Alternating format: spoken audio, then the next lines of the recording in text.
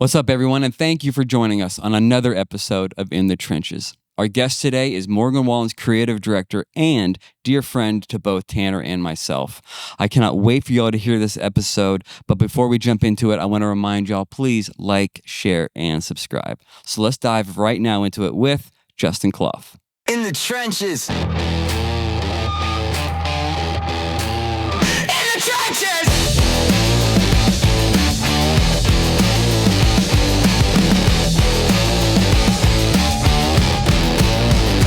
Trenches. You got the nice mugs, dude. You guys really, how did this, I'll host today.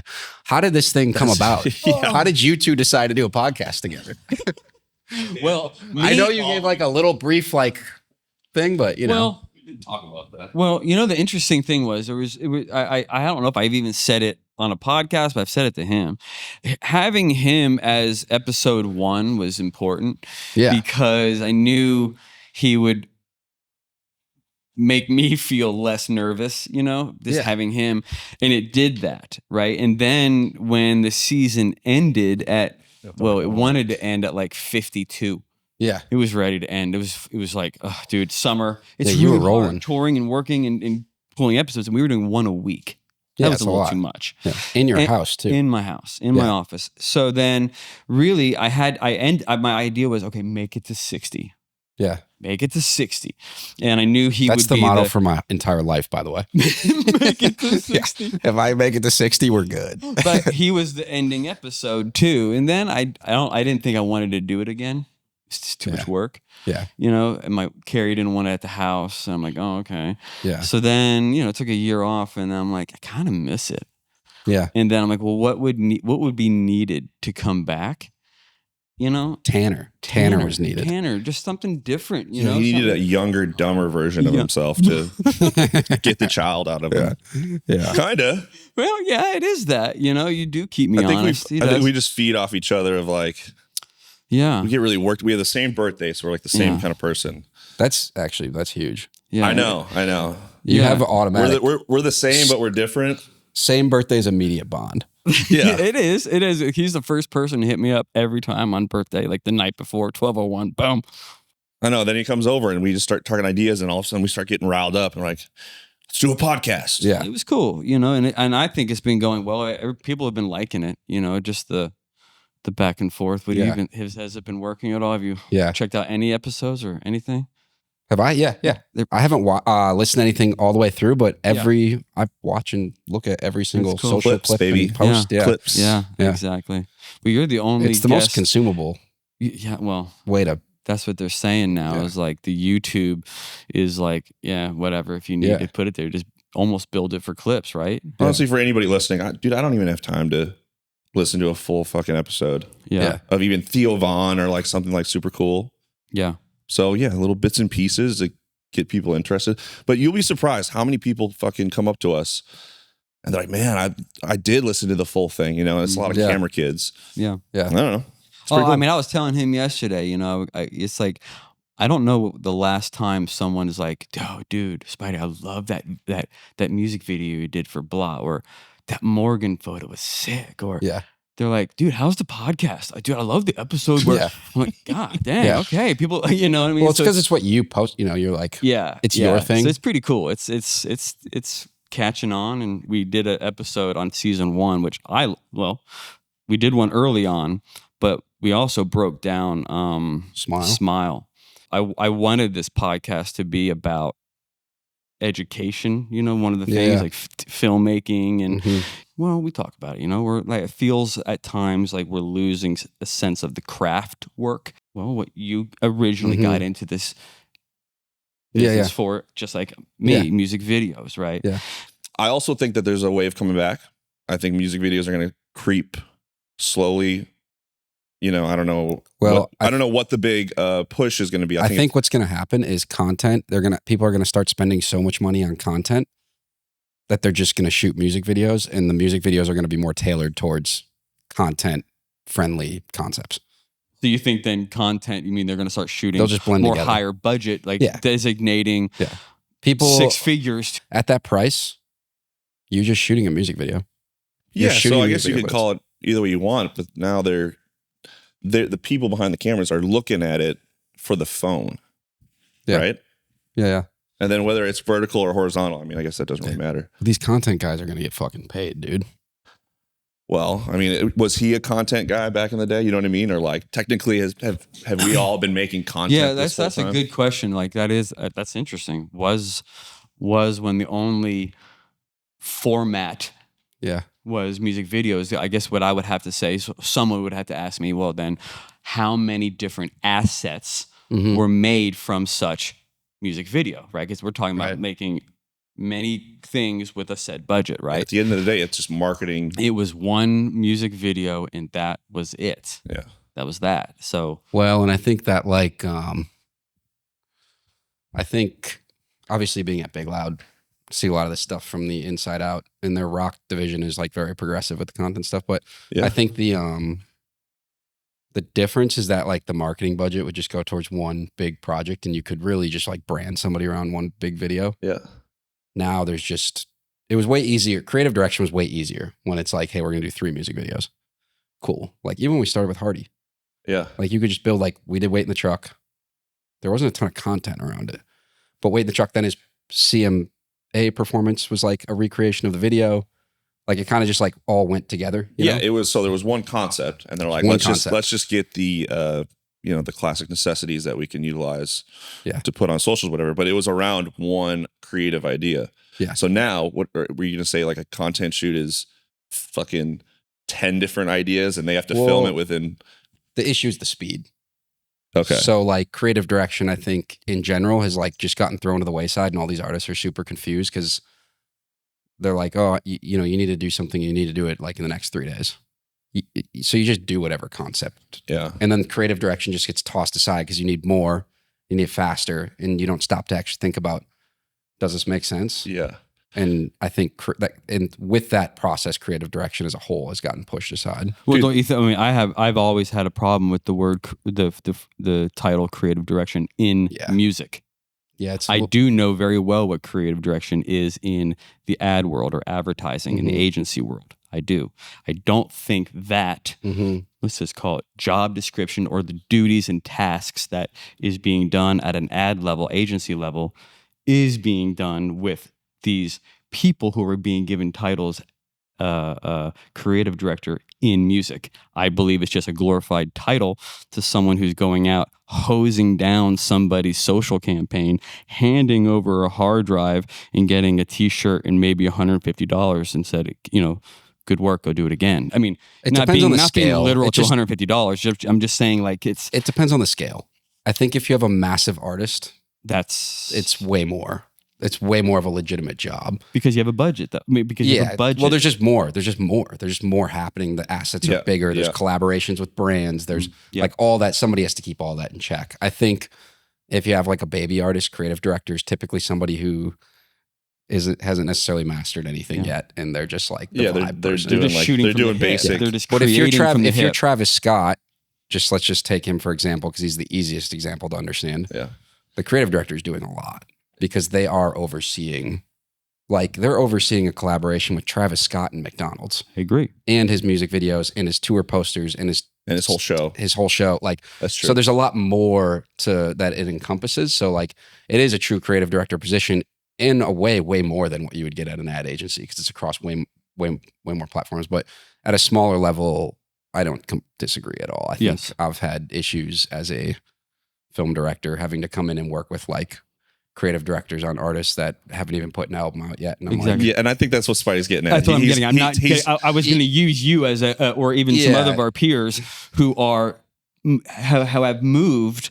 A year ago, I was trying to say we talked about Smile, and in that year, look where you have evolved, even your own brand and work, and even for Morgan Wallen. You know what I mean? Like you're doing the stage, you're doing all of it with a team. And I think creative director actually doesn't encompass enough in the show world. No, I was going to say that's not even almost a title worthy of saying what you've done. I think it's almost like when I tell people creative director, they're like, they don't have any idea. It's like drawing and you have to give them a title. You have to give yourself a title. But at the end of the day, you're like, you're wearing, 5 to 6 different fucking massive, hats. massive duties.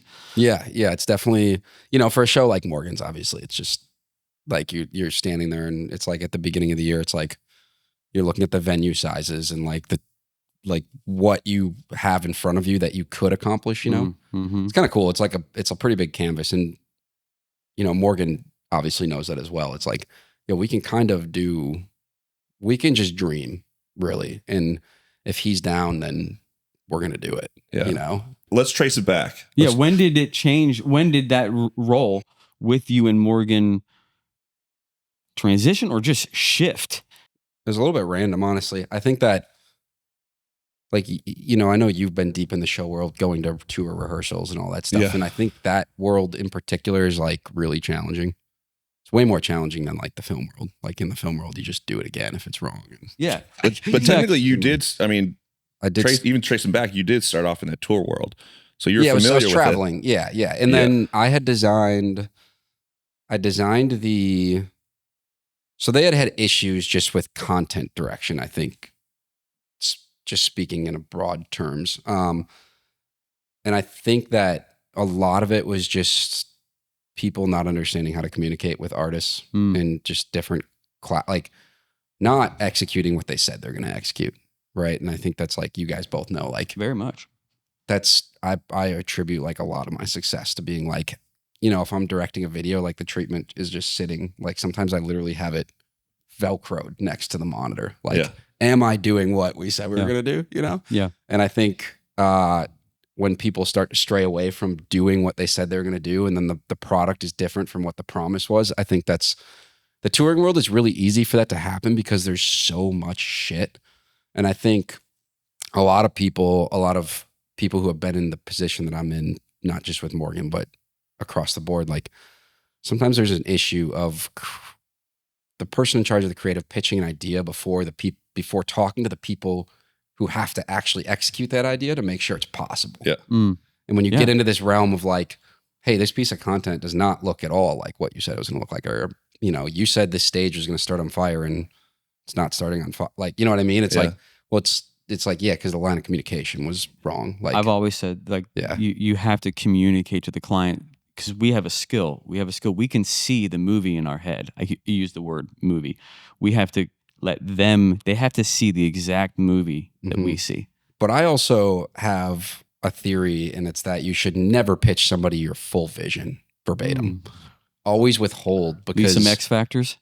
Well, yeah, because things are going to change. So I'm always like, pitch enough for people to understand it and they can see it how they see it, but never pitch like real specifics, because if you, in film, if you get into a project and it's they're going to hold you to it. Oh, I can't do this shot where the camera moves through the mirror. And don't pitch that, Keep that in the back of your mind. And when you can do it, you're like, oh yeah, that's sick. Yeah. But if you don't know if it's fully possible, and a lot of times things get greenlit before you actually really dive into like how and what you can actually accomplish. So it's like, leave like real specific things alone, so that way you're not pinholing yourself into. That's got to be a little hard too, especially if you have like a really good idea. Then you're sitting here being like, well, you give I could really sell them on this like very specific idea. Yeah. So, I don't ever find that like specifics are what sells me. Yeah. Like I think general vibe and tone and just like conceptually kind of letting people read something and picture it how they want to picture it. I find that specifics, I actually find more often than not, specifics are what people will pick out that they don't like out of a treatment. They'll be like, I'm that way. This is cool, but I don't like, can we just do something different here? Yeah. The guy has brown hair instead of blonde hair. Yeah. Okay. That's very specific. Okay. Yeah. Well, I mean, do you feel the same way when you, like with, we get told to submit reference photos and stuff like that. And to me, again, back in when I started out, it wasn't even a thought that your treatments would have reference photos, because you would leave it to the page and your description and just how the power of words would do for you.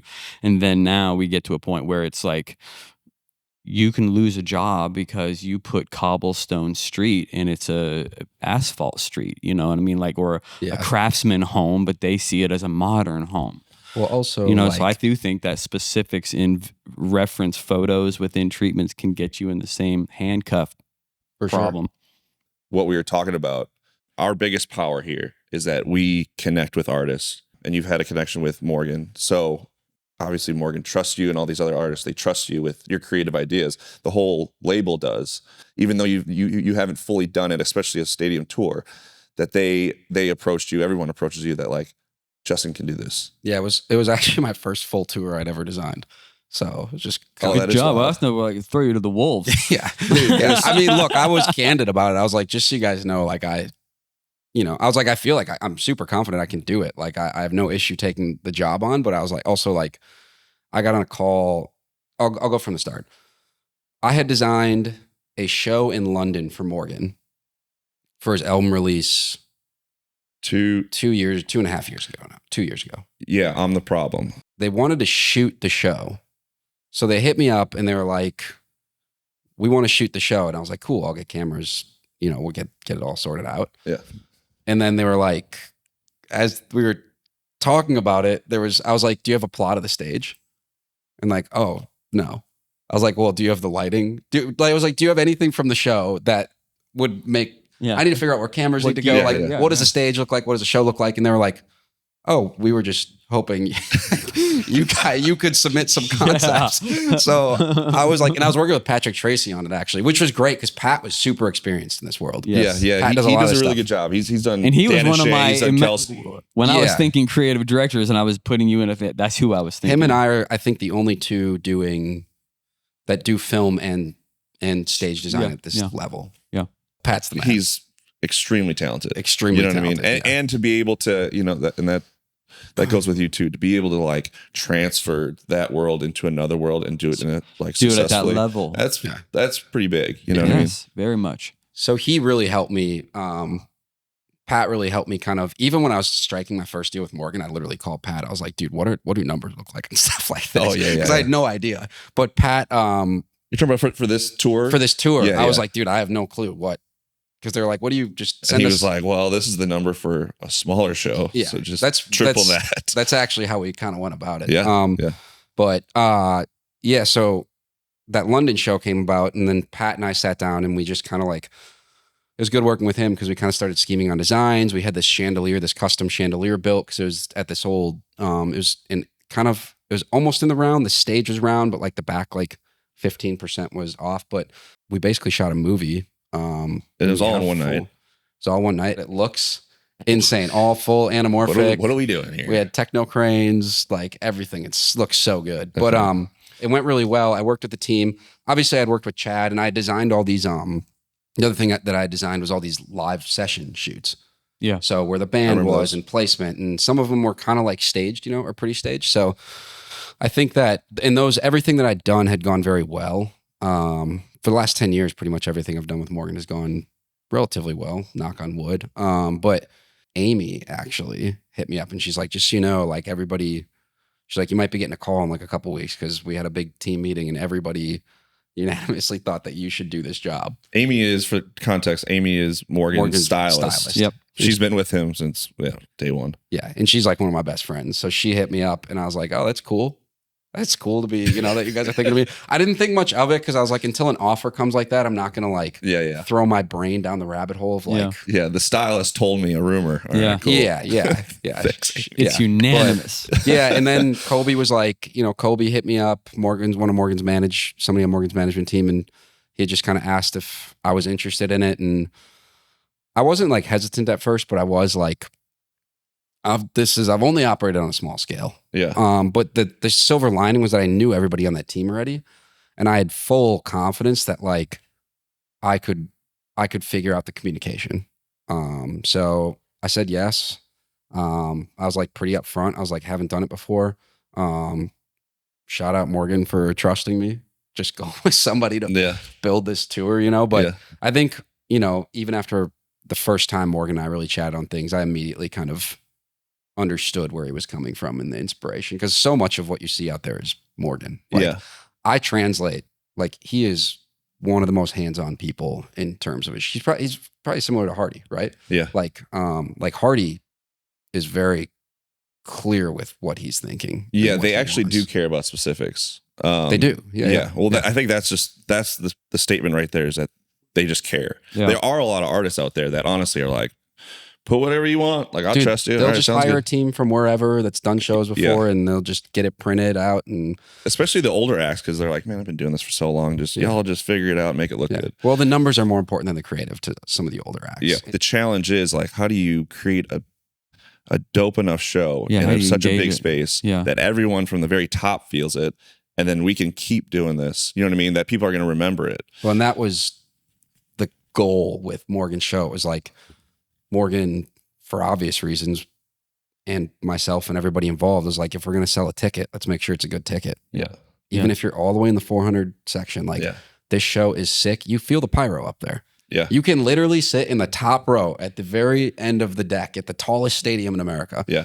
And you will feel the heat from the show, you know, like, and that's, I'm not exaggerating. There is a lot of pyro. It's awesome. The one that shoots across the stadium. Yeah. The line rockets. Hell yeah, man. And there could have been a select few people, even Morgan included, that were like, man, let's just try to make as much money as possible, and let's keep it stripped down. The music sells itself. Yeah. But I'm glad that put in the production. Yeah, the production is there. Even like, I can send you guys some video to cut in or whatever if you need to of the floors. But the floors alone it was a brand new product, R&D'd. There's a crazy story behind that product, but I don't know if it was R&D'd for Morgan. I think it had been in the works for a handful of artists, but we were the first ones to use it and test it as it came in. But even the floors, if you're all the way, if you're sitting in the pit, you don't see any of this. Right. But if you're all the way in the upper deck, you see like all the floors are full LED, and we have a massive floor. You ran around on that stage. You know how big it is. Yeah. Like, very expensive. Yeah. Very expensive. Yeah. And you know how much space there is up there to, like, I thought about the photographers and video and all the integration as well when designing that stage to make sure, like, if you're a photographer, you have more space than you've probably ever had on a stage to shoot. Oh, yeah, for sure. Like, but then you're also helping out, you know, like the Paskirts and everybody, where they're going all the way up to the very top to get the whole scale of everything. So that floor had a big impact. Yeah, you see it on the overall the look design of it. Yeah, and I think like when you watch Dark Till Daylight from the upper deck, like it looks like the water, the storm that's happening on the screen is also happening in water that Morgan is standing on. So it's like, you know, or like Love Somebody, like there's puddles of water all over and it's reflecting from the top of the screen, and those puddles of water are like, they're vibrating with the beat of the song, you know? So I think it's like those floors were as big of renders as the main stage. Some of these renders took 3 to 5 days. Yeah. And then if something goes wrong in the render, it's another 3 to 5 days. Did you have your team up there? So basically there's like a room full of people on computers, like, all right, every change we make, you guys. Yes. Yeah. It was insane. There's a team of probably, Sturdy put up a post actually. And you can look at how many people were part of that content team. There's probably 40 people. Yeah. Ripping on content. So how much of this was a learning curve? I mean, obviously you're probably still learning. Yeah. Just even the thought of, okay, budget, you were like, holy hell. I never saw numbers.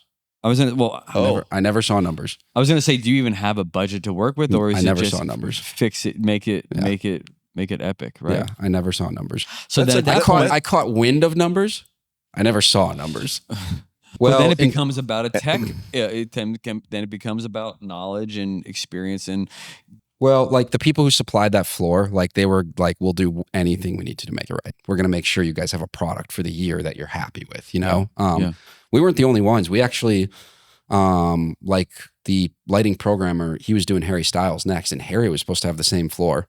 And he texted the team. He was like, just so you guys know, like based on the designs you've shown me, like you're going to have to figure out what you want to do with your floor, because they're not going to work on. I don't know if you've seen Harry's tour, but that floor is gigantic. Yeah, I caught a glimpse of it. He did a whole month in London or something. But they went back to the white tiles. Oh, they did. So if you look at Harry's floor, you'll see these huge patches of white tiles. Interesting. It's crazy how the floor becomes everybody's issue of all things. Yeah, like Morgan had a big emphasis on like wanting to make sure the stage looked sick when you walked into the venue. Like you wanted to look like something and feel like something and be super inspired. Something's about to happen. Yeah, because you see a lot of stages now. I think when thinking about the stage design, you see so many stages now. They're just like, they're cool for the sake of being cool. They don't have any real like solid inspiration. And I think when you see our stage and our thrust design and it's like, you just get it. Yeah. Okay, hold on with the thrust, because when I was on tour with him, he had the MW forever. Then you guys switched to a plane structure, right? Mm-hmm.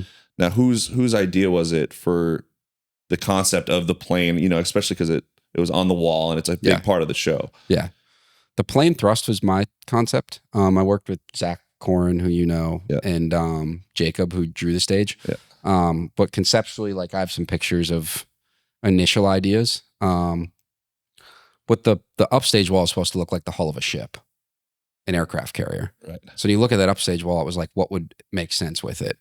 And the structure of a plane also worked really well from a sightline standpoint. And it made perfect sense. Like we're going to have pyro in the inlets. Yeah. We're going to have it sort of led itself to it. Motivated. Yeah, it was very motivated. And when you look at it from above, it's like, it just makes sense. You know, all the angles make sense. Everything kind of works. It's like even the intro video, like of the jet. Right. It's like it all, you know, we establish the stage design and stage concept before the show even starts. So, and then we didn't have to address it at any point during the show. Yeah. Like you just get it. Like, and I think thematically it's like, it's big, it's loud, it's fucking epic. Like, well, yeah. I mean, the MW was great. You know, it was complicated because you had to like go around a bunch, you know, like a figure eight or something. But the plane is great because, you know, the traditional one thrust is just a T. Yeah. And you guys could have done that.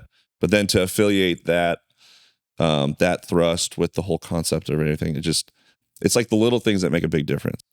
Yeah. And I think too, with the plane, something that was like, when you look at the way the stage is designed this year, we wrapped the stage all the way around the video wall. So because the video wall, the shape of that, the hull of that ship, the shape of it, which this is funny. When I first drew, we went through probably 50 different iterations, you know, of how we could make this thing look like a ship. Yeah. Didn't start as the hull of a ship. The drawing that I ended up going with, I was sitting there, it was probably midnight and I was just drawing, like, you know what I mean? I just sketch pad, ruler, like just drawing concepts. And the initial drawing was actually a profile of a ship. And I looked at it and I was like, that looks more like it's coming at me. So then I just put a little prowl to it and made it as if the ship was kind of sunk into the water. And then initially I'd drawn like a Tennessee T as a thrust option. And then like drew like one that was like a little more like a triangle. And I had realized that because of the way the ship goes in the inlets like this, gives really great sight line to the people actually that were buying the 270 seats or 265 seats. And we were able to wrap that stage all the way around. So then Morgan could use that stage at all points, right? Because the B stages last year, you had to climb up to them and they were like kind of there. And they were... oh, that's right. The B stages were there only to solve sightline problems. Yeah, for all the people that are getting seats on the very side. Because they couldn't see him on that stage when he was out there. Right. So because we wrapped it around, those people could see him for 70% of the show. But then what also helped that was bringing those wings out. So the wings of the airplane, actually, every time he was out on that wing, those people also had a perfect view of him because he was extended out their direction. That's great. Yeah, it was really thought out in the sense of like, all right, these people now that are buying obstructive view tickets actually have a front row seat to him for a good chunk of the show. So you go over there. And for an artist like that, because he's running around. He's active. It would be completely different. It would be completely different if he was like, you know, George Strait on just like guitar. Yeah. So you guys like adhered to, like, let's give him more room to fucking run around. Part of the design. Part of the design. And we went with a stagecoach structure, which, so structurally speaking, like if you look at it, which also ended up playing into our theme, there's like 6 cranes that hold that stage up, or 5 cranes that hold that stage up. Those cranes are like the same cranes that they use in like shipping yards or whatever. They certainly created some like wild Murph, who is kind of leading the engineering on this thing. Like he has some insane stories from the engineering behind this thing, because it was all relatively new. Like people had done some crazy stuff, but like he can give you the actual numbers. I think we have like almost 300,000 pounds of weight above. How many, real quick, how many trucks was on tour? I was going to ask that. I don't know the actual. I think it's like total like 80 something. I think it's 80. I think it's like 80. Yeah, big shout out to Donnie Floyd, the stage manager, because he's been stage manager forever. I think it's like 60 at the active venue, and then they bunny hop sets of steel to the next venue to build. So there's like 2 sets of steel, and I think there's. I was just with Aldine, and he had 14, and I was like, "This is pretty cool." Watching, 80. Yeah. Yeah, Hardy's got 6. You know what I mean? Like just for context of the difference. You know what I mean? I mean, when you see it though, it looks like it. It looks like. Well, I mean, hey, how many of those trucks carried the floors that were just there for what if? Well, I mean, you're preparing for a massive show with the real accidents and everything. Yeah, the real lift on it was the actual trussing, that crane trussing. You were back there, massive, dude. Yeah. Like those trusses were. Because he had a G2 structure last year, which the G2 structure was like the G2 structure, it's all smaller trussing, but there's trusses that have to come out everywhere. Everything that cantilevers over has to be supported from the front as well. You can't do a crane arm to get everything out of the way. Yeah. So for this stage, we wanted everything out of his way. So that's where you go with these cantilever crane arms. And that's where it's like, if you look down, like like a spider or something. Yeah. Yeah. When you look down at like if you look at like how those crane arms are like supported, it's absolutely insane. If you look under the stage, like just the amount of support that those things have to obviously, and they engineered this entire like subgrid system to be able to get all that weight up there. And some of it automates, which changes the weight on we have lights that drop all the way down basically to the deck during Thinking About Me. Yeah. Man, like so much shit. Like, we freaking out at all? Let's just say like from the very beginning of rehearsals, like what's going through your head? What challenges are like coming at you? You know what I mean? Like, where's your head space? Or is it more of just like, man, I just want this to fucking look good? Once you understand how many moving parts there are, you like start to just worry that everything's going to go correctly. Like it's hard to explain, but it's like, even just the beginning of the show, like the synchronizing of, I'll give you a brief answer. A short answer would be, I had not seen the Theo and Morgan video. Obviously, being film, I loved that concept. I directed that concept, wrote that concept. Yeah. I was so stoked on it, but I had no idea how the crowd was going to react to it. And I had not really seen it with the pyro and because it was like a 4D concept, right? It was written almost like an amusement park ride where it's like he's pressing buttons in this video, which we ended up filming at the Bridgestone, and just turned the Bridgestone sideways to pretend it was a stadium and built a section of the stage to actually film that piece. You guys didn't test that out before we did, but like it's just different with people. We had tested I was shooting the photos, remember? Yeah. I was a beautiful idea, but you were nervous. You were saying things very confidently, like, "Yeah, you're gonna hit this, and it's gonna automate." And da-da-da. I'm like, how's this gonna look? I have no idea. I was like, I just was like, how when he turns the lights up briefly, and then we left in there. He reacts to the crowd in the video, right? So, and that was kind of like, I was like, I don't know. Taco was like, "Yeah, dude, you'll be fine," and I was like, I just was nervous. I was like, Taco, dude, I don't want to be fine here, baby. We're trying to be good. Excellent. Yeah. And I was like, the first time it happened in Minneapolis, crowd went nuts when the lights just literally slowly flickered on. And then Morgan goes like, "That's what I'm wanting." And I was like, all right, sick. How did he take the idea initially? Because it was like, one, it was completely different than the year prior, but like just in general to have it be, do we call it theatric? Is that the sense? It's more of a cinematic intro. But it was theatric. But they're like including the crowd. Yeah.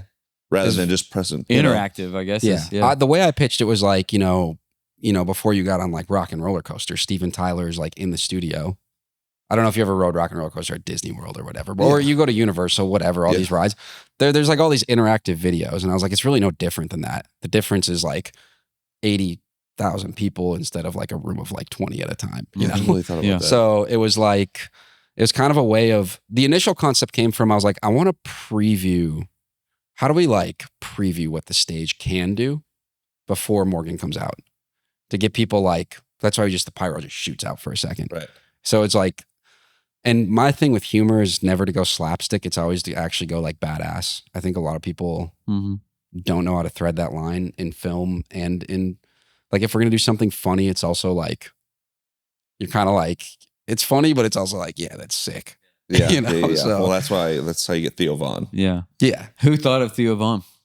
We had just gone through a couple different people, and I think we all just mutually agreed Theo was, dude, it was so funny, dude. He put the headset on. He was like, when he got there to show up, Theo like put the headset on, and he immediately went into character, and he just started walking around talking to random crew guys. And he had the headset on the clipboard. He's like, you just go find a GD guy. He's like, step it up, brother. Yeah, come on, better. let's keep it going. Come on, do better.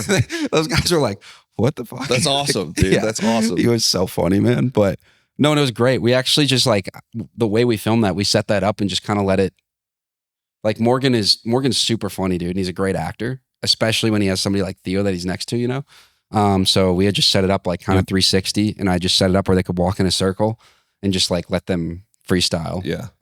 We had a script obviously, but it's like the point was super obvious that we were trying to make. So. And I think people like Morgan's fans or just everybody, well, not everybody, but they know that Morgan has like a sense of humor. For sure. Like a ridiculous sense of humor. Yeah. So to integrate that into the show, it was cool. Yeah. And we're like fairly specific about when we kind of showcase that, Yeah. But I think again, pairing his sense of humor with also like just the sense of scale that he likes to operate at, and like making sure shit is just like epic. Yeah. I think is super. So that first show in Minneapolis, by the way, Hardy was at the second one. So they did 2 nights in every city.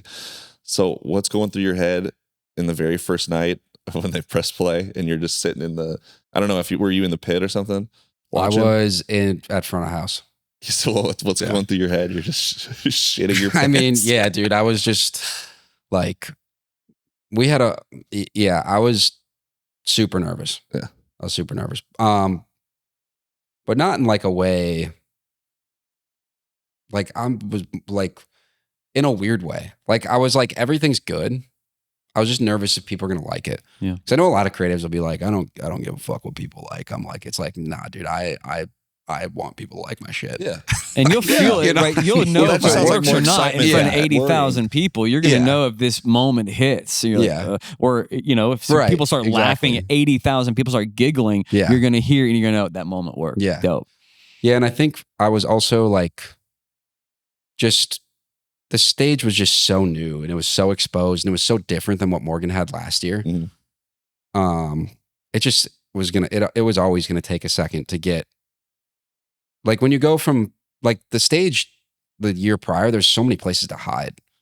You could duck off. You could there was 25% of stage as to what we have now, So it's like, or maybe 40% or whatever, but it's like, I think just learning how to use a stage that big is just crazy. And for us, like even cameras, like knowing where he liked to be for certain songs and all that stuff was kind of just up in the air. You don't know it until you run a show, right? Like you can rehearse as much as you want, but like until you get crowd in there and figure out where you want to be and whatnot, it's just impossible to. Yeah. And for any show, it's definitely not like a music video, but there's going to be changes.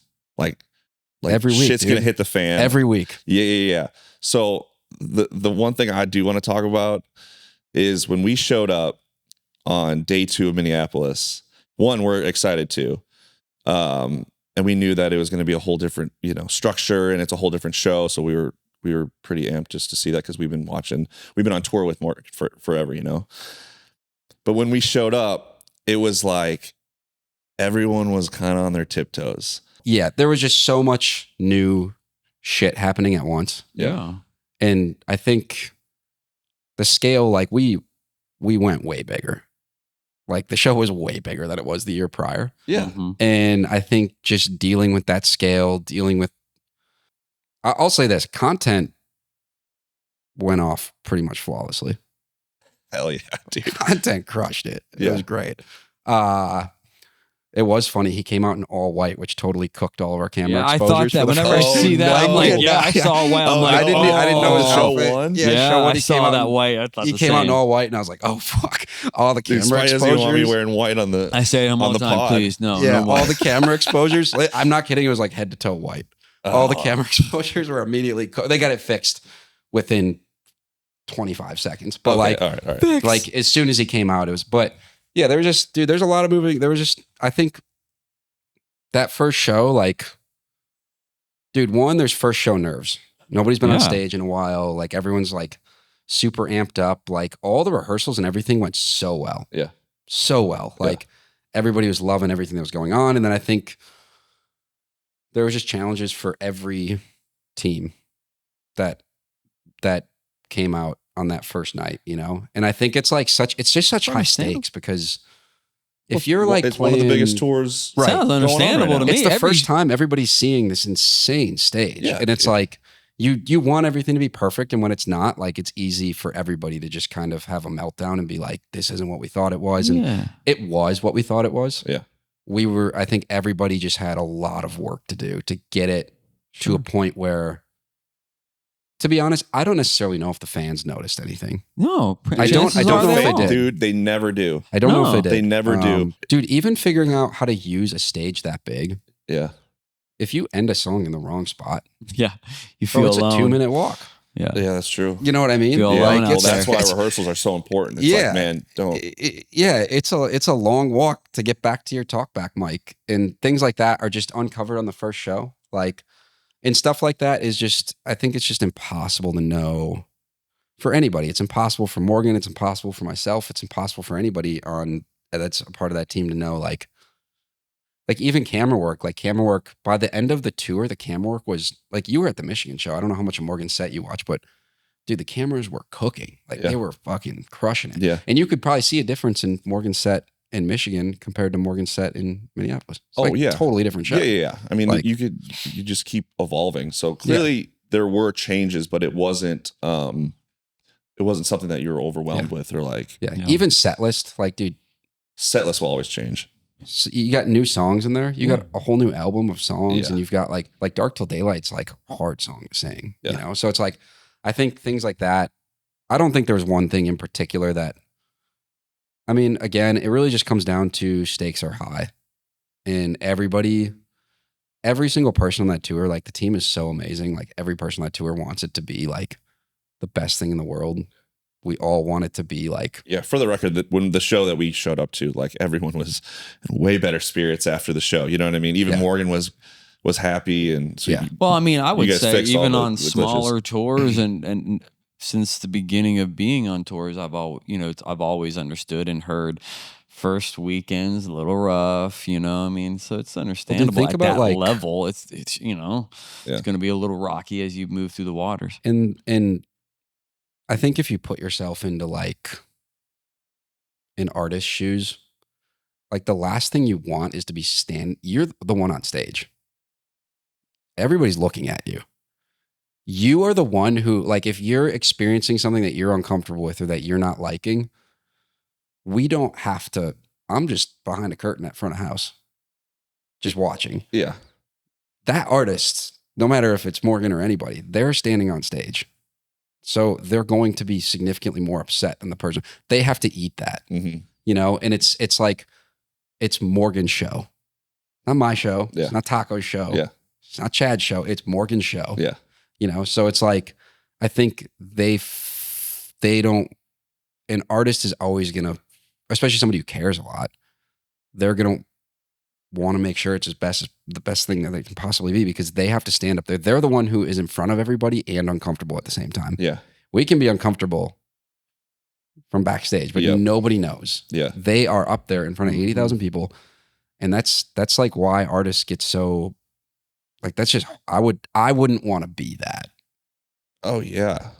Like, even in a small venue, I don't want to be that. I don't want, I don't want more than 3 people looking at me. Hell, I feel that sometimes when I'm on stage shooting, and I'm like, oh, yeah, dude, you feel alone up there, man. You're like, it's hard, and that's why it's like, I think artists, if a show doesn't go well, there are a lot of artists that like really take that to heart, because they care about the fans, they care about the tickets, they care about like people coming to see them and giving them the best experience possible. So when they don't personally feel like they could give them the best experience possible, I think it just forces everybody to step up. And that's what's up. Like if Morgan didn't care, you wouldn't see him, flipping a piano over on these super expensive LED lights. Dude, but it really is because he cares that much.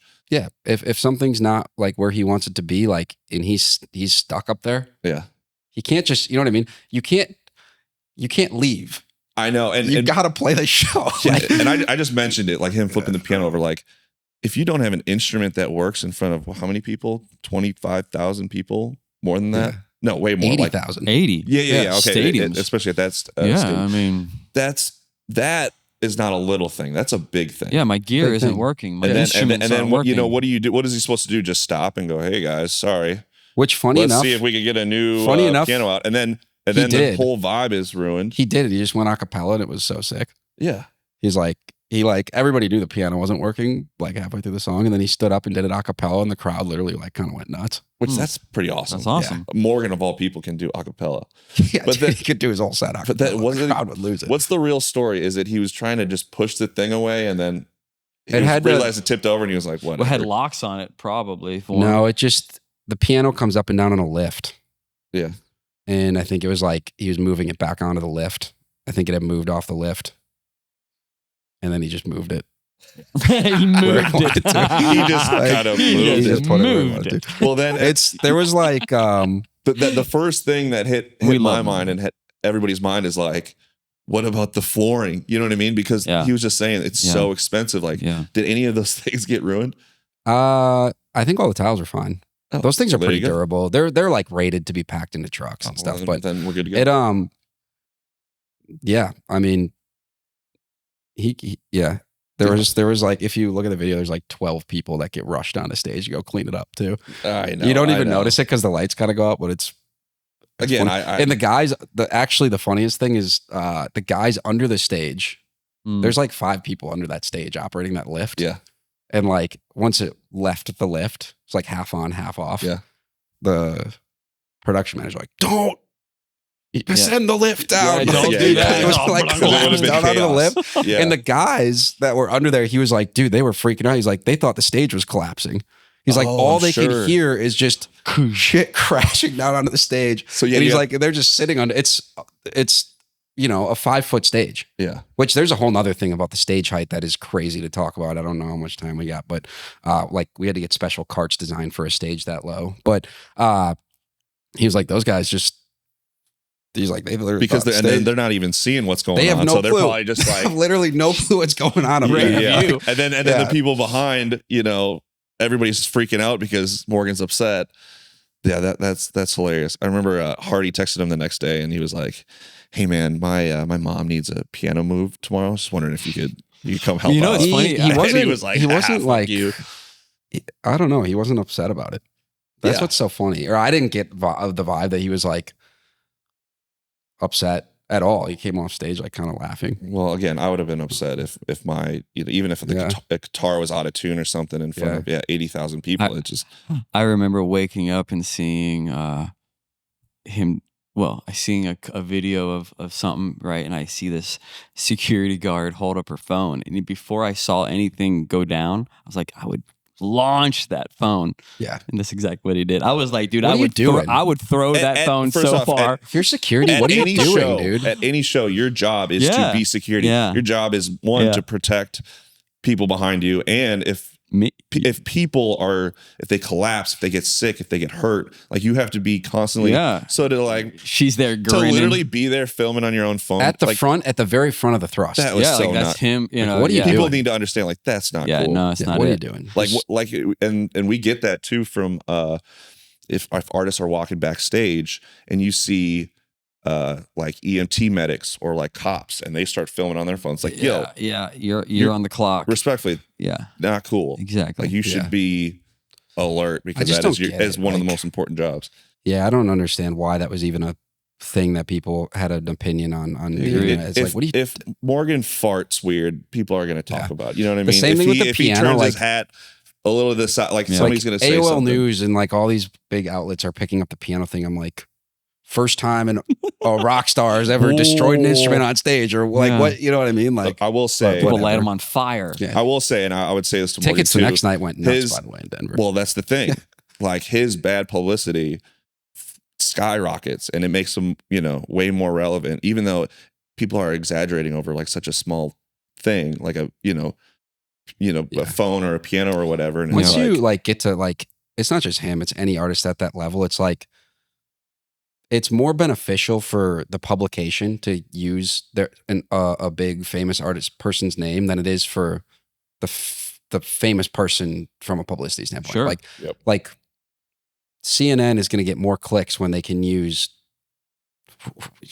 Kendall Jenner's name than you know what I mean? Yeah. That is all that matters. They just want to put the name in there. And not even CNN, you know. It's like whoever. Tommy in his basement who wants more followers on his TikTok. He's going to fabricate a video however he wants just for more clicks. Yeah, and it's sad. It sucks. Yeah. You know, when I think of like you directing and filmmaking and I think about all this stuff we've talked about, it sounds daunting to me because I'm like gear and just all the things you had to R&D, right? And all that stuff. Is this a trajectory that you want to entertain more of on pop levels, more with Morgan, obviously? Just is that something that wasn't on your bingo card? Wasn't on my bingo card. You're flowing with what's in front of you and what's being presented to you from the situations you've created and the doors you've opened, but you're not saying no. It all just kind of blends together to me. Like, with film, I always say film is like the most, I think coming from film made it way easier. Because I always say that film is like the most complete art form in existence because it requires you to understand, literally everything. Like, if I'm a director and I need a water gag, like I got to get on the phone with the plumber, dude. You know what I mean? Like, and it's like, I think film requires you to understand, you have to understand writing, drama, photography. There's a big technical side of it, architecture, set design. Like, you have to understand interior design, pacing, editing, like music. Like, music is such a massive part of it. Like, when you make a movie, you make an album as a small piece of that movie. Like so I think film is like you could go on and on about how complete of like, I think it's like the final boss of art forms. Like, and it's why so many movies are bad because it's so hard to do. Yeah. Because like when you know this as a director, right? Like both you guys, like to make like a complete product as a director that's like excellent. You have to think about everything. Like there's no room for error really because people know when something's wrong, It's like all the little things like really do matter. Yeah. Every single little detail matters. And then on top of that, you have to be kind of like an expert at helping manage logistics. Like, so much of film is like the execution. Like once you have the artistic side of things done, it's like just figuring out how to execute things. Like, and the bigger the set, like the less you have to worry about that stuff, but you still have to like make decisions like, hey, is it all right if the truck's parked back here? Or are you going to look that way?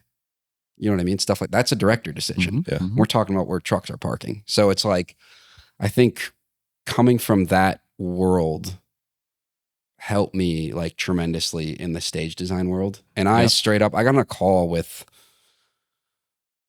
this was August last year. So around this time when I signed on to do this thing, I got on a call with like 20 different people, basically every department head. And I just was straight up. I was like, guys, you're going to talk about a lot of stuff that I'm not going to know what you're talking about. You're going to use terms I don't know what they are. And I was like, just so you know, I'm going to stop you and I'm just going to ask what it means. And I'll never have to ask you again. But like, So don't hide behind something. That I wasn't going to act like I knew. I was like, you guys are going to have to tell me what certain things mean and how it works. And like, I will just take it and I'll make my decisions from there. That's the right move, especially when you're going to be working with these people in long term. These people are experts. Rather than you show up being like, trying to be the they know big it. Man. They'll sniff that out so fast. Well, they're the best in the world. Yes. I'd rather just have them tell me what something, like we were using, I don't remember. There was a bunch of terms I didn't know what they meant, but as I got into it, I was like, cool. Like even in content, like, Natalie's like an expert at content producing. And like, I'd have to ask her like, dude, I didn't know what, this is like people who watch this are going to be pissed that I had the job, but I didn't know what Notch was. No, but that's what this Notch is about. Integrates. And I was like, what is Notch? They tell me, I'm like, oh, great. They're like, that's how camera integrates into the content. Okay, cool. And that's okay. See, that's what's intriguing me on this story that I'm digging in on is that you haven't left being a director. I'm not saying that in any way. I admire all of your dedication to the craft of directing, but it's just this interesting how it could be learned upon by people watching or listening that like you're not saying no, even though you're possibly well out of your coverage in a way, for sure. And it didn't take, but it was again back to all you're a director and you're a damn good director, so you have this level of commanding your crew, and there's a way that you walk and you talk and you know how to get the confidence of people, that and then the rest of that knowledge you were absorbing like a sponge. Yeah, and I think so much of it, like a lot of it was, so much of this tour is video based, like even the size of the wall, which by the way, we did a wall that size so people up in the 400s would feel like Morgan was right there. Right. Like when you look at that, when you see Morgan on that screen from up there, it's like, you don't feel that far away. Yeah. But so much of that knowledge just, it's just taste and it's curation, and it's like, designing the stage was interesting, but I did that in tandem with Morgan, and Morgan knows what he's going to like and not like. So I think, he led the way on that. And then I kind of just facilitated from an ideas perspective. I wanted to be an architect as a kid, actually. So it was like kind of crazy. Like I went to like the day after I signed the contract, I just like drove to Michael's and bought like a sketch pad and like a ruler. And I was like, dude, I'm about to.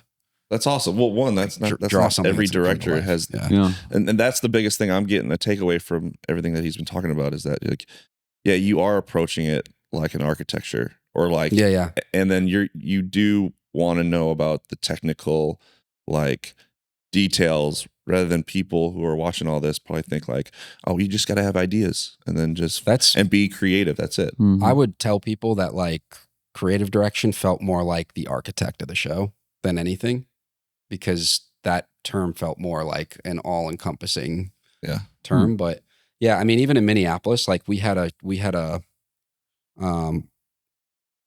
I'm sure other people have done this, but like the content team who they work with, all sorts of people, they said they hadn't seen someone do it, but the cameras and the lighting are so important to making sure the content looks good, because all that integrates into the content. Yeah. And I couldn't tell, like when we were doing all these rehearsals, I couldn't tell what was fucked up, but something was not right. I was like, I don't know if the camera is sloppy, if the content is problematic, or if the lighting is not lighting the subject properly. Right. So I called Chad and Murph. I was like, dude, I need every team on deck for like 5 hours. Like, and we are going to run through every single song, because we just kept doing all these run throughs, and every song was like, you go through it and then it's like, okay, cool. Everybody takes notes and then comes back, and I don't get to watch anybody fix those notes. Right. And I was like, I need to see every single one of these notes addressed in real time. Yeah. So I was like, I need everybody for like 5 hours. I was like, if we need a lunch break, well, however that has to work, I need all the teams on deck, because we also had camera working during the day, content working at night, lighting working sort of whenever, you know what I mean? Like, and I was like, I need everybody together. So we did this 5 hour run through, and it fixed so many issues, but it was like, we got there and it's like, I ended up just basically directing cameras for like 5 hours, where it's like, all right, that camera crashes in, everything was pre-programmed. That camera's going to crash in. This camera needs to go left to right. Like, and just, all right, now stay on the subject there. Fix the grade and the content needs to be fixed, and the spotlights need to be fixed at the same time, so we can work them together, you know? So it was like this 5 hour run through, and I guess that was like fairly unique in the show world, but I don't understand how you could not do that. Yeah, I mean, what title do you give that specific? You know what I mean? You're almost DPing on top of. Yeah. Well, it's just I mean, it leads me to a question, because it's style. It's it could have been fine. You deemed it wasn't fine, right? Right. Okay, and that stems from style, perfection, knowing what you want, all of that stuff. One of the things that is I've wanted to talk on season 1 with. I always wanted to do it, and I never did, to almost any guest.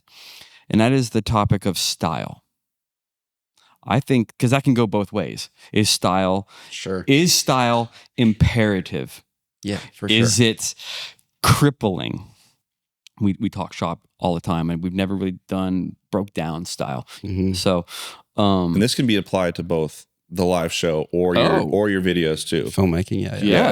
At the end of the day, it is the final product is your. It's coming style. from you. You know, when you first got in, were you trying to? You know, you're young and you're cutting through, and it's almost. I want a style, right?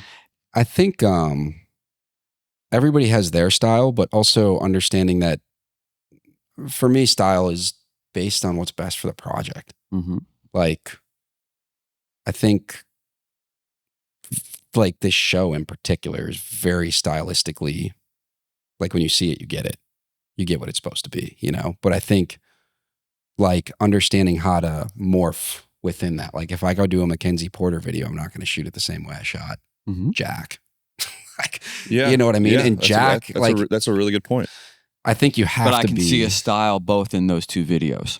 It's I can tell you right now. I see that is true for any artist, even for you as well. You could tell like, that's a Justin video, or like that's a Spidey video. That's what I was getting at. It's Got a compliment to you, saying don't cut yourself. I used to try and make my shit look like his shit.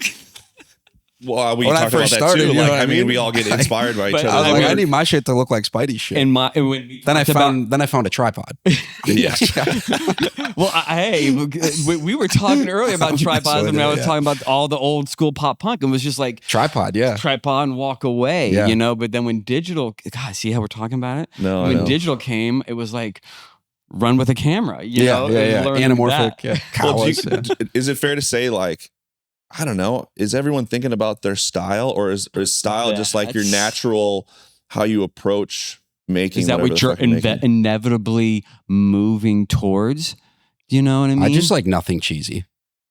That's for me. I cannot do. If something feels even slightly cheesy, I just got to get it off the screen. So you're thinking about same way. How was that episode? I wasn't cheesy in any. Yeah, you're thinking about the don'ts and like let's not do that rather than the purposeful do's.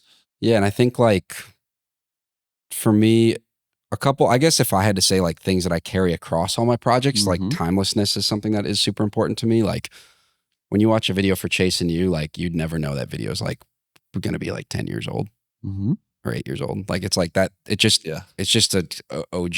Yeah. Just kind of classic, you know? So that's something like I try to do like no phones, no like super time coded outfits, no like I just don't like anything that I feel like people will look back and be like, oh, that was really part of this era. That's like legit. Even like I watch back a slew of Hardy stuff because he's going to this album rollout. Just like watch back almost everything we did together, and it's like nothing feels super time stamped to me. Yeah, that we did. Yeah. Do you think it's old enough to feel time stamped? Like I would look at Good Charlottes and I'd be like, "Those are of an era." Well, you know what I mean? I think they're there because we're talking about a whole completely different era where. Well, that's what I'm saying, though. Is that the technology of cameras have completely evolved. Like your style was so like that was the peak of that era. Like you were using, all the shit that was the highest that you could do. Now it's completely different. So obviously it's going to look different. Like for me, it's like there's a difference in how something looks versus how something like is directed. Like Saving Private Ryan to me doesn't feel time stamped. Like that does not feel like 1997. That just feel if I watch that movie, I'm like, if somebody shot on film, this would just be the exact same movie today. Yeah. That doesn't feel like there's a timestamp on it at all. Yeah. Now, if you watch like Back to the Future, massive timestamp on that. That's like, this is like the 80s, right? Intentionally like the 80s. Like, so I think that's like where you look at Saving Private Ryan is an era piece, so maybe that's not a fair comparison. But if you look at like, there are certain movies, era piece is what you're saying. Yeah, like it does. Even like Requiem for a Dream, that to me like doesn't have a huge timestamp on it in terms of like. That's a good example. The era. That is a good example. It's a good one. Because one, you're forced to reflect that time frame, but while you're watching it, it still feels like just a regular story. Seven's a good movie. Yeah. There's not a big timestamp on the movie 7 to me. And that was honestly deliberate on Fincher too, to make sure, kind of like what you said, no cell phones, blah, blah, blah.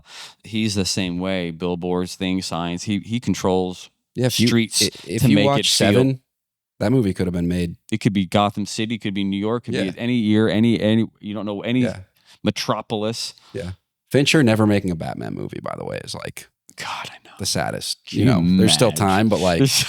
The fact that Fincher never made a Batman film is just so disappointing. Wow. I never know. Still time. Like, could not be a better director for that. No way. No way. Yeah. Now, do you feel like as you've moved on, as you're a seasoned director in the craft, would you say you've moved on from early days where you obsess, plural you, obsess more about the technical, the vision, you're really hands-on with the DP, blah, blah, blah, blah, blah. But I feel like as you go through it, I feel maybe your cadence and how you communicate what you need to your crew gets easier, or you just kind of lighten that stranglehold on it. That's for me. Mm-hmm. I mean, I just have people I trust. So you don't have to worry about it. But I still dive into the tech, dude. I've got every stupid fucking gizmo. I got the new GoPro Hero Mission. I got the Insta360 Luna. I love all that shit. Like, I'll just put it up. Like, I don't even use it. I just like have it and I look at it. I'm like, oh, sick. Tracking on this thing is sick. It's like a $600 toy from Best Buy. But like, I love it because it's just like access to like, those things all like, we shot a commercial for Monster Energy last week. And I was like, oh, sick, GoPro Mission. Like, I've tested it. I know, like, when I go to use it, I can use it confidently because it's like, I love all that little tech and like all the little things. Did you use that for the commercial? Yeah. We use it for a good bit. It was like demo derby and we stuck it in cars and sick. Yeah. But it's like, I love all that shit. Like, I posted a video on my motorcycle recently. I got the GoPro Mission on my back and I'm just like flying down the freeway and it's like the 1-inch sensor. And I was like, nerding out. I'm like, dude, look how much space on that. Like, I don't have anybody to talk to about it, but talk about that's it. great. That's cool. That's great. I think that's rad. I don't know if your question was, because I've asked you the same thing. Are you asking him like how much? You just said you trust your team. You say that a lot too. Like, how much do you fixate, whether it's a music video or if it's a live show? How much do you fixate on the little things? Only if there's something wrong. Yeah. But I mean, you can't, like, dude, I mean, imagine fixating on the little things in that Morgan show. No. Yeah. Like if it's like, once the vision has been relayed, hey, we want, a bunch of fog when he comes up on stage, like, cool.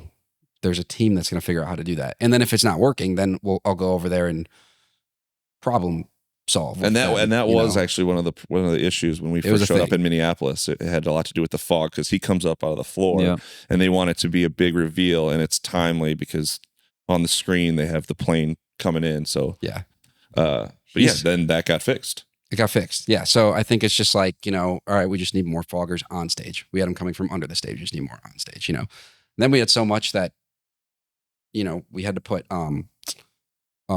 that lift, not to go back into the show. I know we're kind of bouncing all around here, but that lift is like slow and it goes fast when it starts, and then it doesn't come to a hard stop. It slowly stops. Yeah. You can't feel when it stops.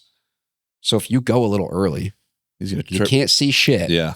And there's a fucking lip on that thing. Yeah. Like, so that was a big part of the nerves. Like, because like by the time Morgan gets to stage, dude, he is so amped up. He is fucking ready to just rip a show. Yeah.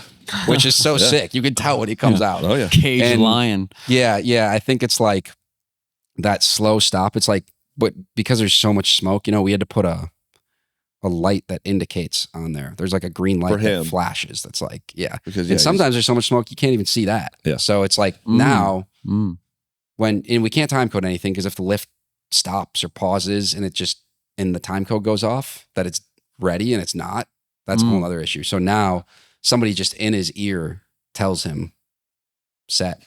This is a perfect example of like, okay, the little things are so important. Yeah. But it's not your job to fixate on. I get in there and help with it when other people start to say like, hey, we have to talk about this. Right. Great. Let's talk about it. Yeah. And even that, it's like, I wasn't the one who solved that problem. Yeah. I know about it, but there's 5 other people that are. Yeah. That's Taco, Murph, Chad, like Zach. Like there's 5, 6 other, Cody. There's like a bunch of other people that are I know. Solving that problem. But that is, hopefully viewers get a sense of just the balance of, I don't know, man, approaching any project, or especially one that is fucking crazy that everyone's going to see, to just have that, and I say it about him too all the time, of like, he almost doesn't have time to think about worry. He doesn't have time to think about all the shit that's going to go wrong. Mm-hmm. It's more of just like, focus on the product, focus on the result, and let's just figure out how to just keep. We've also done it enough times that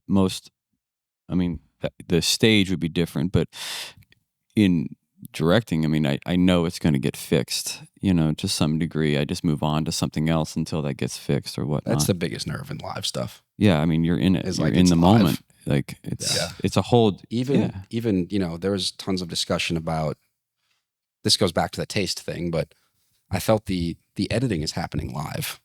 Oh, right. Oh, like on screen. Yeah, somebody's cutting that live. Yeah, and I felt like the cut points were all wrong. I was like, so there was a whole discussion about because that show director is essentially an editor. Yeah, absolutely. He's just live cutting, and that's where. And by show 2, show 3, show 4, like he was cooking. By the end of the year, it was fucking insane. Yeah. Like, that position, so he's like an accountant. That video director position of the guy pressing those buttons, that is like it's an editor. Oh, dude, that's an editor because it's a reflection rhythm. Of your work. And that's where I felt like the timing and the rhythm of the cuts was like not good when we started. And there was a lot to do with that. Like he's also cutting 26 cameras at once, trying to figure out what's best. Yeah. And so first show. And he also is cutting within the context of the content. So like a lot of those frames are really weird because it's like, hey, we need the subject in upper left frame. Right. But yeah, that was another thing. It's like, okay, I'm seeing that as when we did that breakdown, I was like, okay, I'm seeing the edit as part of the that's another positive of being a video director prior to going into this. For sure. Because you guys have dealt with the same thing with editors of a music video. Mm-hmm. I've edited some of his stuff. Yeah. Back in the day. Yeah, absolutely. I remember. Spidey came over to my first apartment. Dude. I was cutting a Lee Bryce. I cut the boy video for Spidey. I remember being on some phone calls and just like going to his balcony and just like cussing people out and coming back in and be like telling him what's going on. It's like just that was a lot of standing my ground kind of shit. What year was that? Oh boy, I don't know. 2017. Yeah, a while back. That's awesome. I mean, I was taking editing gigs. That's great. Which I think I'm a better editor than I am director, just to be totally honest. We were just, before you walked in here, we talked about how important editing is, especially for you guys as a director. Do you think Joseph Kahn would be a better editor or a better director in comparison to what you just said? He can't make a movie. Okay, I'm just saying, I recognize what you said. That. Yeah. I mean, I'm just saying. I think he's so maybe he's a better editor. Well, what I mean is where you were going. Probably, he's like he has such an editing style to his work. Is that it? Who is this? What are you guys talking about? He's a big music video director. Huge. I mean, iconic. He did a bunch of Eminem stuff, right? Yeah, he's an iconic. He's a phenomenal music video director. Yes, but like a lot of music video directors, just has not. The transition to movies becomes too visual, too kinetic, or whatever, too edited, too artificial, or whatever. They can't cut back. Yeah, they're not good at doing stuff where they can't just cut out of a sequence. Yeah. So that's where I think a lot of people. I mean, look, my stuff is so narrative based that like 95% of my videos would work completely without performance. Like Wait in the Truck, like I don't need any performance in that whatsoever. A rock. Yeah, you could just cut those whole things without performance. But I think a lot of directors, like as soon as they have to do a project where they can't just cut back, they can't escape. You know what I mean? In a movie, you can't escape the scene, valve. Dude. I know. Yes. So I think a lot of music video directors just kind of flounder in that. Mm-hmm. I mean, to be honest, I haven't necessarily tested my hand at that yet. So you think though, but I still could. You still think that you're knowing what you need to cut to and how to do that, you feel like makes you a stronger editor than a director? Because what about putting those visuals to the editor? I think that, which are awesome. It certainly makes me a better director. Exactly. And it makes me really picky when working with editors. It's like always a problem, but I think that's the most important problem. I always tell editors, I'm like, dude, you're crushing it. It's just a me thing. It's not you, it's me. Just move over. You guys scoot over. Yeah. You guys can shoot the shit out of something awesome and you'd be like, like execute it so perfectly. An editor can like really like an editor fuck the whole they can not bring that to life, man. Well, like we were just talking about the shows. A editor's getting the screens wrong. It's going to mess up the flow. Yeah. Becoming the Crow. Did you watch the full version of Becoming the Crow? Hardy's documentary we did? Yes. The editor, I mean, that you might as well have been a second director. The edit is so good on that. For who was it? Is it one Mike, of your normal guys? Guy Mike from RPS, but the edit was I got the first edit back and I was like, bro, doesn't happen super often. Yeah. No. I got the first edit back and he like pulled so much crazy footage and I was like, dude, this is so good. Yeah. Like, and that just doesn't happen. And that was on like a 30-minute long piece. Same thing with, I did this piece for Ernest, Cadillac Sessions. It's like a 16-minute documentary on them cutting this thing. And it's like, when I got that first edit back, I was like, this is so good. Are you going with this? Do you have the same team for all your projects or do you mix it up? Different teams I think it goes back to what I was saying with like style and taste. Every project, like Deacons actually talks about it a lot.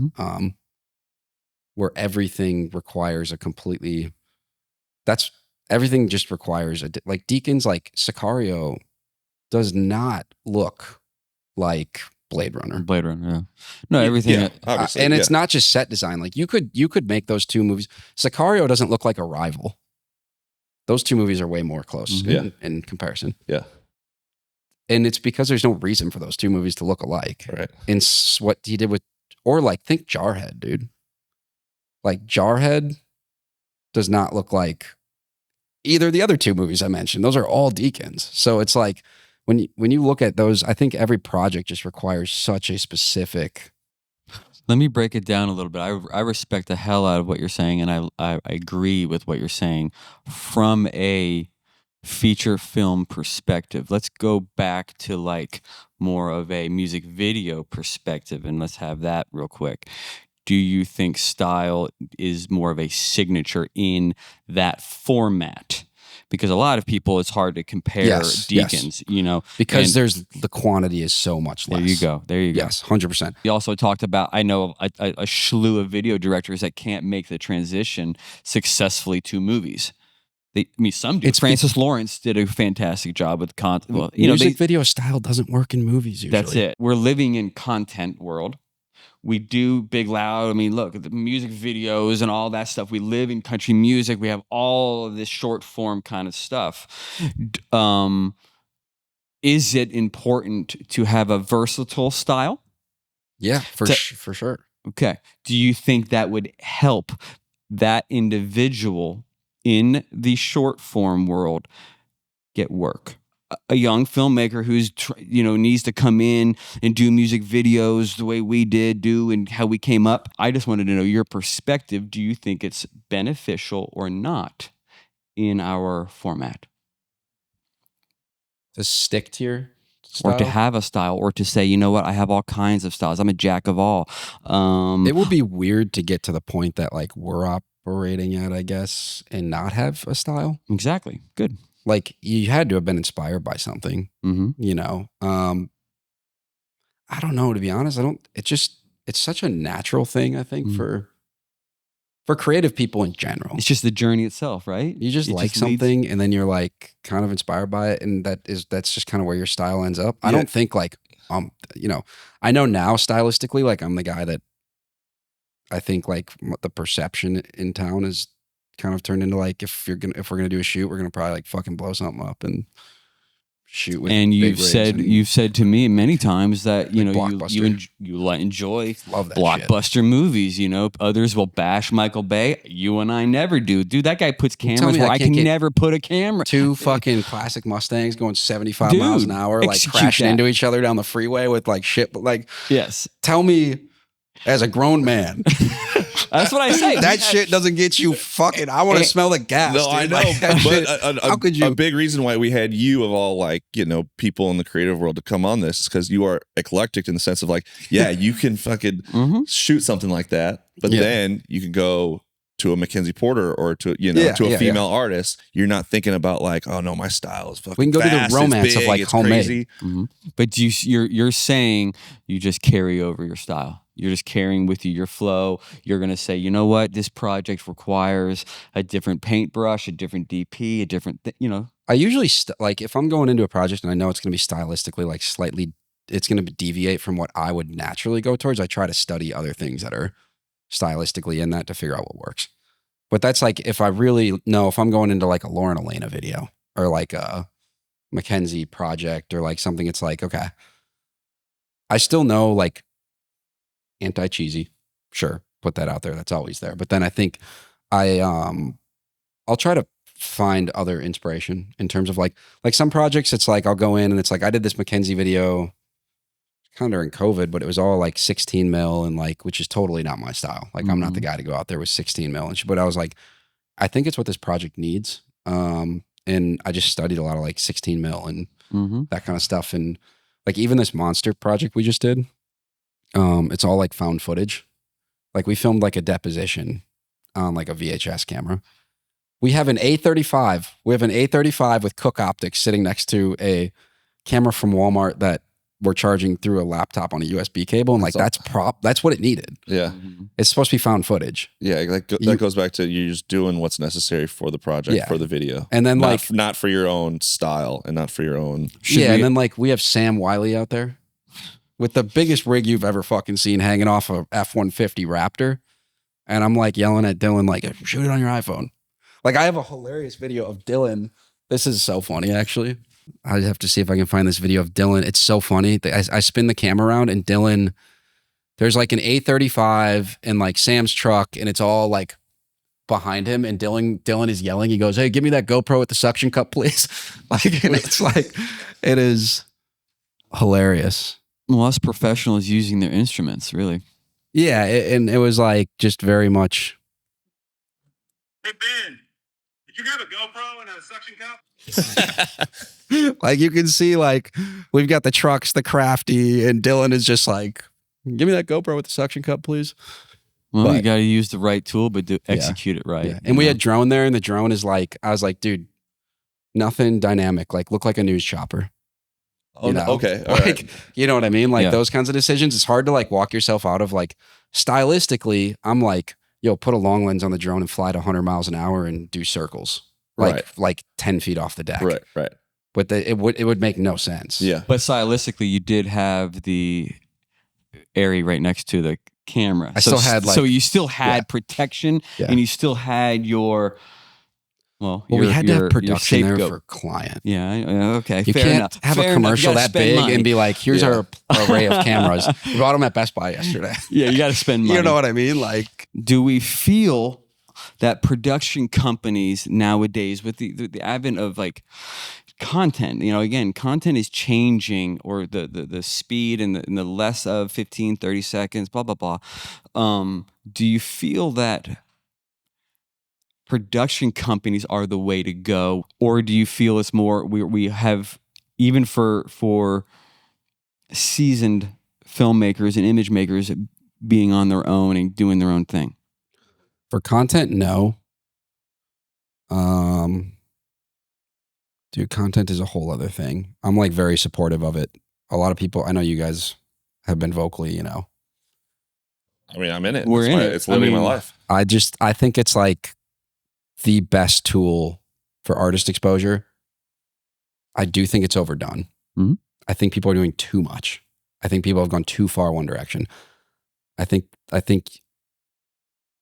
like the 3 posts a day, or posting like 5-6 days a week, I actually think your engagement just goes down, whether you have good posts or not.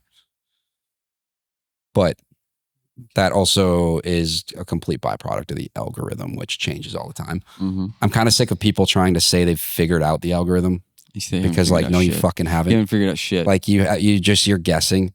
Like I put up a post. I know some people have said that, man. The same people. I don't know shit.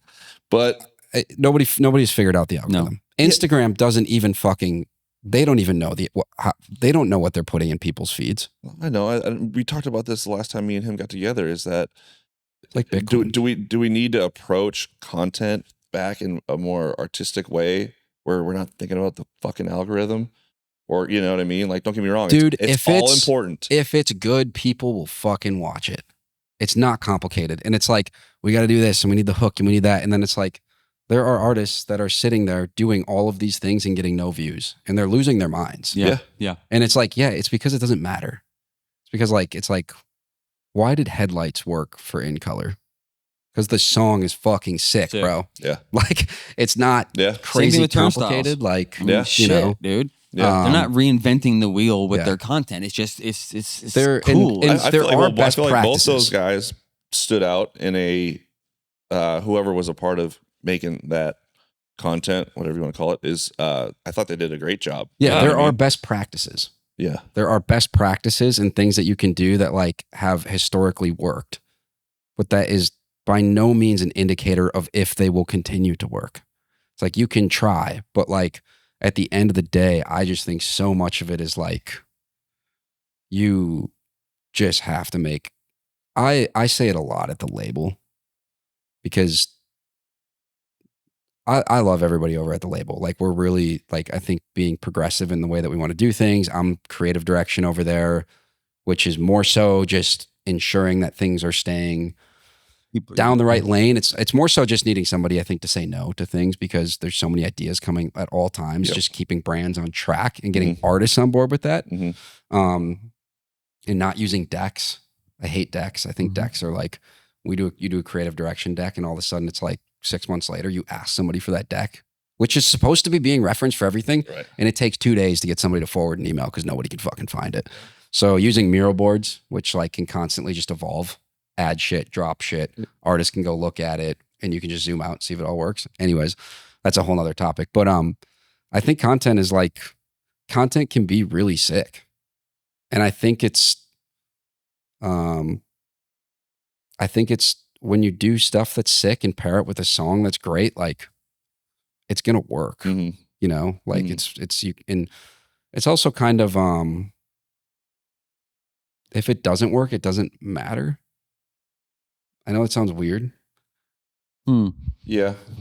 Other than I guess you spend money on it, there's a financial loss. Well, I'm glad we're talking about this because I was going to ask that question because you know there was a shift in music videos and you were running all, you know, primarily the majority of music videos for Big Loud. Yeah. And now it has converted into this content, you know, algorithm. And that's what I meant with production companies. Like, I know there's still production companies. I just don't need them for content. I know it.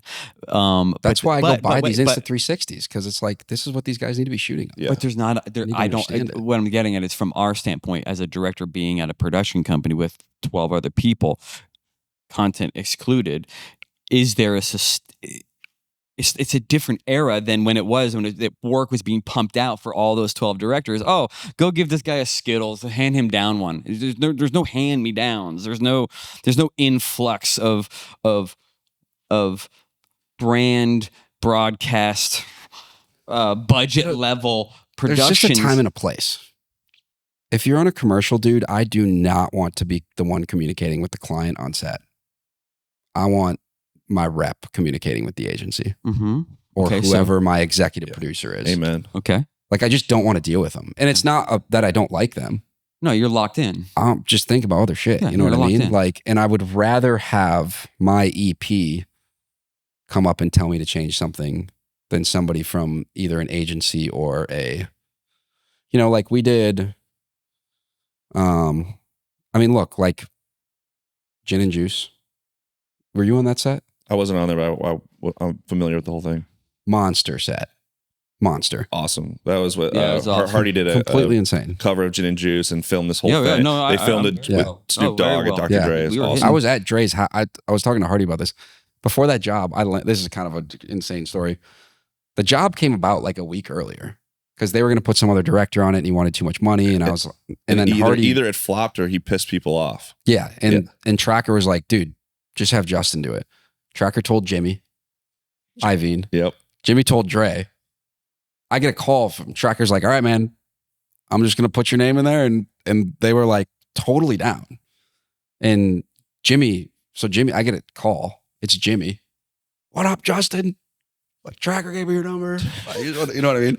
Exactly what you'd expect. Yeah, it was fucking legendary. Man, yeah. So just chatted with him. He was like, all right, cool, man. Like, let's do it. Job's in like a week. Rosewood, the agency on the job, had a producer Elliot, who is now like, he EPs everything for me. I'm signed with his production company over at Feld Films. He's the best dude to work with. But I get out to LA and I land and they're like, hey, Dre wants to scheme, or he wants to, like just sit down, storyboard, come up with ideas with you on this thing. Also, you went to LA not even with the whole thing planned out in your head. Okay. Yeah. I didn't know. I was just like, Elliot was just like, we need you out here.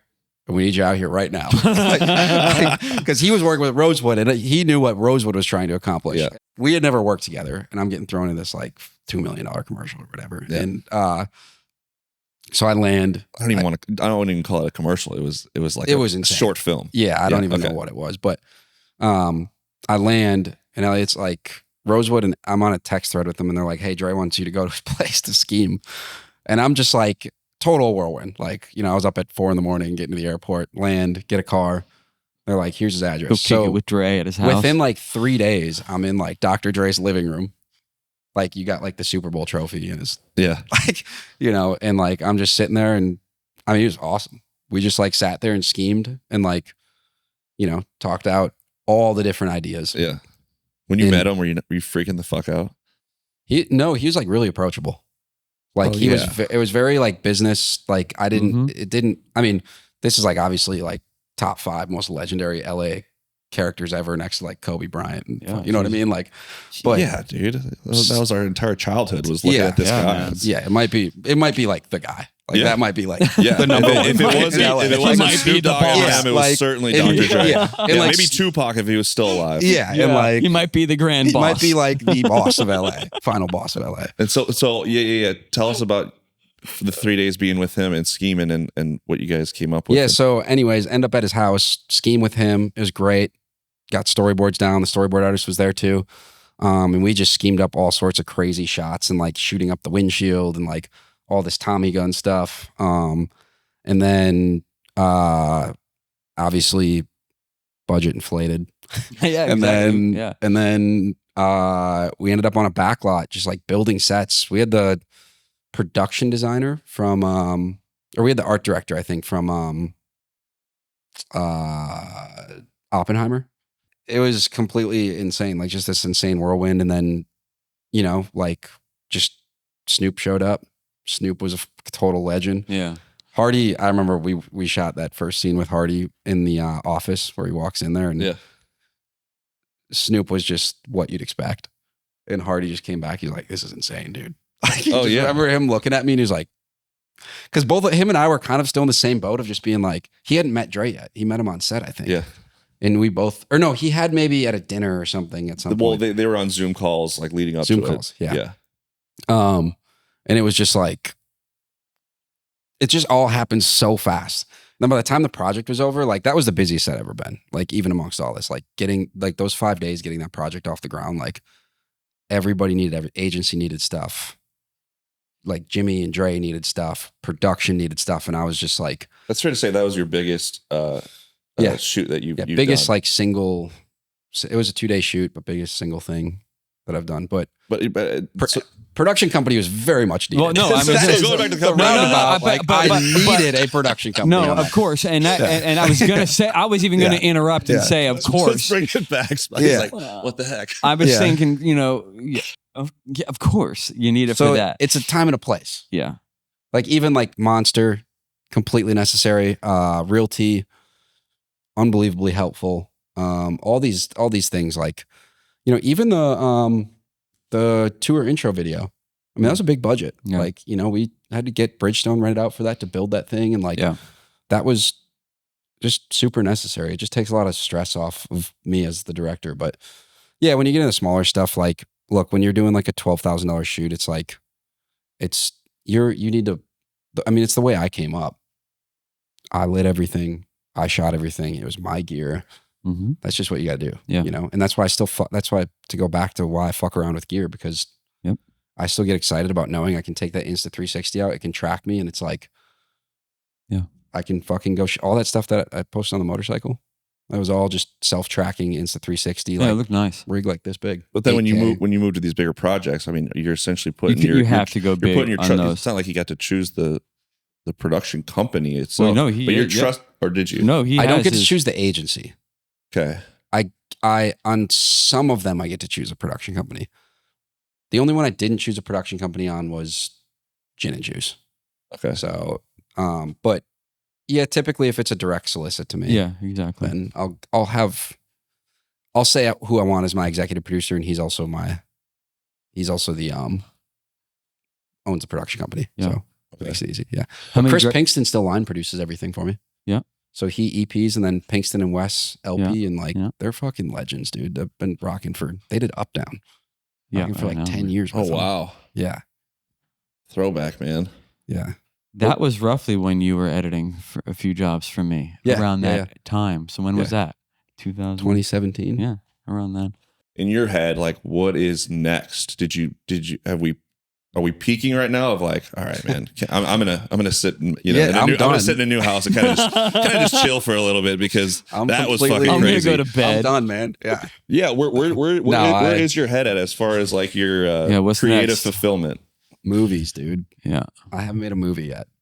And that was how this all started. I want to make a movie. So I really want to make a movie. Cool. I've got a couple scripts. I'm really glad it hasn't happened yet, actually. I know it sounds weird, but I just think like timing wise, like I feel so much more mature. Even than I did like 3-4 years ago. Yeah. And just way more focused. So I think, I'm not in a rush. If that doesn't happen until I'm 40, it's all good. I mean, look, the best directors are all 60, 70. The two best directors, Spielberg and Scorsese, are both like 80. Oh, yeah. You know? So I'm not in a, massive rush to get that done. But yeah, that's the only thing that's really on my list of like, I really want to make a movie.